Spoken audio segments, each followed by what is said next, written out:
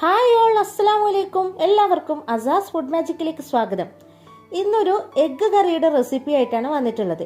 Egg lababdar. പേര് കുറച്ച് കട്ടിയുള്ളതാണെങ്കിലും ഉണ്ടാക്കാൻ വളരെ സിമ്പിളാണ്, വളരെ ടേസ്റ്റിയുമാണ്.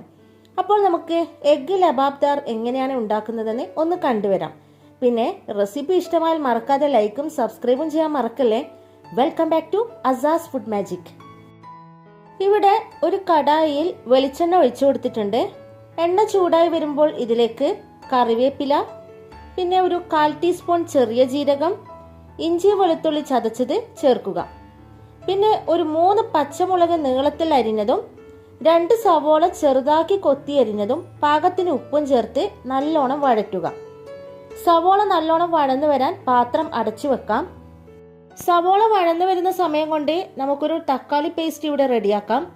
മിക്സിയുടെ ചെറിയ ജാർ എടുത്തിട്ടുണ്ട്. ഇതിലേക്ക് ഒരു ചെറിയ തക്കാളി ചെറുതാക്കി കട്ട് ചെയ്തതും, പിന്നെ ഒരു 8 കാഷ്യൂസ്, അതായത് അണ്ടിപ്പരിപ്പ്, പിന്നെ അല്പം കറിവേപ്പിലയും ചേർത്ത് നല്ലോണം പേസ്റ്റ് ആക്കി എടുക്കുക.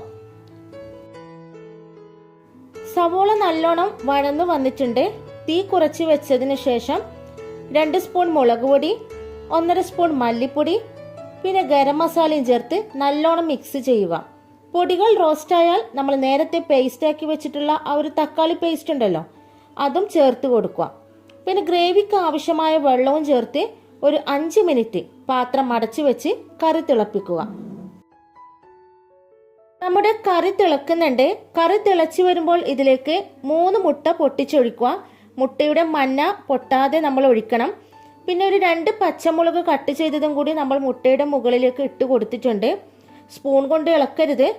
ഇനി പാത്രം അടച്ചു വെച്ച് നമ്മുടെ മുട്ട വേവുന്നത് വരെ, അതായത് മുട്ട കട്ടിയാകുന്നത് വരെ നമുക്ക് വേവിക്കാം.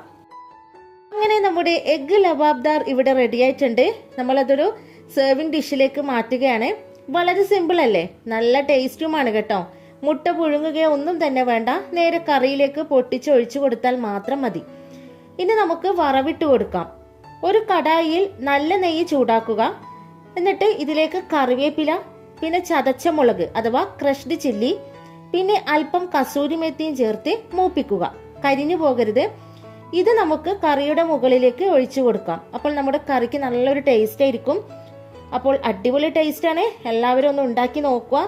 റെസിപ്പി ഇഷ്ടമായാൽ സപ്പോർട്ട് ചെയ്യാനും മറക്കരുത്. ഇൻഷാ അല്ലാഹ് നമുക്ക് വീണ്ടും ഒരു കിടിലൻ റെസിപ്പി ആയിട്ട് കാണാം. Thanks for watching.